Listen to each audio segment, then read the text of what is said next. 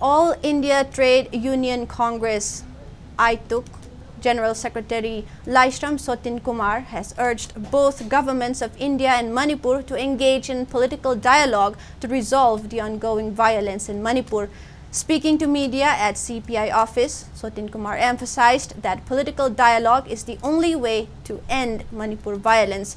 He warned that Aituc members are all prepared to launch "Put Us in Jail" movement if Prime Minister and Manipur Chief Minister fail to take action.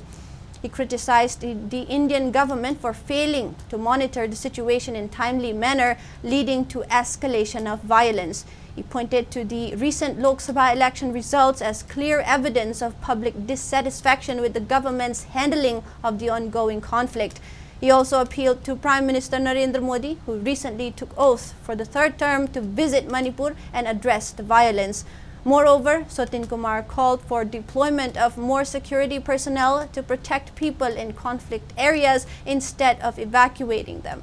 Sotin Kumar also appealed to the government to supply rice quotas to support people affected by the violence.